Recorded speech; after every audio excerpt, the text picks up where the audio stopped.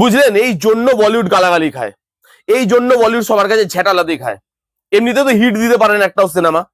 যখন একটা ভালো সিনেমা হয়েছে, তার পার্ট 1 এত বড় হিট, এত বড় বিজনেস করেছে, পার্ট 2 এর জন্য লোকের এক্সপেকটেশনের শেষ নেই, এক্সাইটমেন্টের শেষ নেই, তখন তারা আজকে তার টিজার বার করেছে।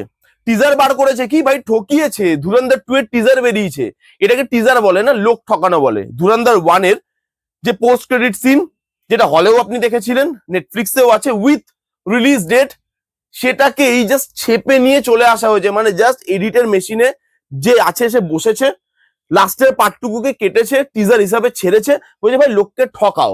লোকের ইমোশন জড়িয়ে আছে, লোক হাইপ ক্রিয়েট করেছে এই সিনেমাটাকে নিয়ে, আমরা টিকিট কেটে টাকা দিয়ে সিনেমাটাকে দেখেছি, হিট করিয়েছি, সেটা আমাদের ভুল হয়ে গেছে। কারণ বলিউড ওটা ডিজার্ভ করে না, নতুন কিছু দেখানোর নেই, জাস্ট ওই জায়গাটুকুকে কেটে টিজার হিসাবে ছেড়ে দিয়েছে। তাহলে নতুন কিছু কি ভাই? সকাল থেকে এক্সপেকটেশন নিয়ে বসেছিলাম যে আলাদা কিছু দেখতে পাবো, নতুন কিছু দেখতে পাবো। যখন চালালাম ঠিক সেম জিনিসটা চলছে। আমি বলছি ঠিক আছে ভাই, 1 মিনিট 13 না 14 সেকেন্ডের টিজার, আমি চলো ভাই ঠিক আছে, এর পরে হয়তো দেখাবে কিছু, বা লাস্টে গিয়ে কিছু চমক দেবে। ও বাবা, পুরো সেম টু সেম ডায়লগটাও ঝেপে দিয়েছে, মানে পুরোটাই তো সেম, যে ইয়ে নয়া হিন্দুস্তান, এই ঘর মে ঘুসেগা ভি মারেগা ভি, এছাড়া নতুন কোনো ডায়লগ নেই। সেম বিজিএম, সেম জিনিসপত্র, কোনো নতুন অ্যাকশন মুভমেন্ট নেই, কোনো নতুন ডায়লগ নেই, কোনো নতুন সিন নেই যেগুলো লোককে সারপ্রাইজ করবে। ভাই একটা দুটো সিন তো লোক ঢোকায়। এবার আমি বুঝে গেলাম যে ট্রেলারের আগে এরা নতুন কিছু দেবে না। আপনারাও আশা করবেন না, আমি আপনাদের দয়া করে বলবো, কারণ এক্সপেকটেশন করলে বলিউড সে এক্সপেকটেশনে কিভাবে জল ঢালতে হয় সেটা জানে। নাহলে এইভাবে দিনে দুপুরে কেউ ঠকায় না। লোক তো ক্লিক করবে ভিডিওটায়, ধুরন্ধর 2 এর টিজার টিজার টিজার, ক্লিক করবে, কি পাবে? পোস্ট ক্রেডিট সিনটা পাবে। কি আছে টিজারটার মধ্যে, কি নিয়ে রিভিউ করবে? এবার লোক বলবে রিভিউ করো, কি নিয়ে রিভিউ করবো? হ্যাঁ, বিজিএমটা বিট বাই বিট কাটছে, অ্যাকশন সিকোয়েন্সে ভালো লাগছে, রনেস আছে, রণবীর সিং এর যে পাস্ট লুক বা ছোট ছোট চুলে যে লুক, সেই লুকটা দেখতে ভালো লাগছে। এছাড়া আর কি বলবো? সব তো জানা। 19 মার্চ 2026 এ রিলিজ করছে। আগেই জেনে গেছিলাম, নেটফ্লিক্সে আসার পর সেটা ফাইনাল হয়ে গেছিল, সেটাই এখানে দেখানো হচ্ছে, ডায়লগও সেম। তাহলে কি আর রিভিউ করবো? এটা নিয়ে নতুন করে কি কথা বলবো? এই জন্য বলিউডকে কেউ ভরসা করে না। একটা জিনিস হিট হয়েছে, তারা ভেবেছে এটাই ভাই চাবি, এইবার অডিয়েন্সকে এটা দিয়ে নাচাও, এটা দিয়ে ওই থাম্বনেলটা মানে রেখে, টিজার আসছে, প্রোমো আসছে, এই আসছে সেই আসছে, এগুলো বলে অডিয়েন্সকে ভরকে দাও, ভাই ভিউজ তো চলেই আসবে।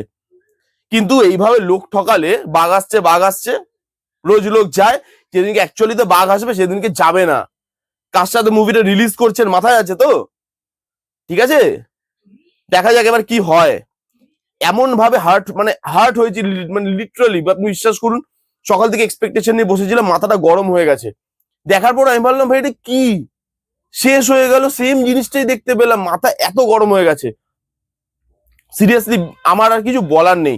এই টিজারের কি আমি রিভিউ দেবো, কি বলবো এটা নিয়ে কথা, এটা কোনো টিজারই নয়। আমি জানি না, আরো আশা করুন বলিউডের থেকে।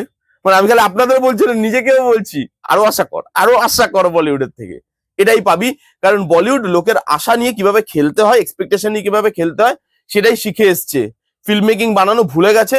এবং তারপর আমরা এই অবস্থা, আমাদের আজকে এই জায়গায় আমরা দাঁড়িয়ে আছি। 12টা 12তে আসবে, তার আগে পোস্টার ছেড়েছে, পোস্টারটা ভালো ছিল, তারপরে 12টা 12 কি না কি দেখাবে, একদম লোকের 12টা 12 বাজিয়ে দিয়ে চলে গেছে। আর কিছু রিভিউ দেওয়ার নেই। আপনারা কারা কারা দেখেছেন, আপনাদের কি রিয়াকশন আপনারা জানান। এই ছিল রিভিউ, দেখা হচ্ছে নেক্সট কোনো ভিডিওতে। মাথা সত্যিই গরম হয়ে গেছে, মানে আমার এটা নিয়ে কথাও বলতে ইচ্ছা করছে না, সিরিয়াসলি বিশ্বাস করুন, কথাও বলতে ইচ্ছা করছে না। দেখা হচ্ছে নেক্সট কোনো ভিডিওতে, ততক্ষণ bye bye, take care and be safe.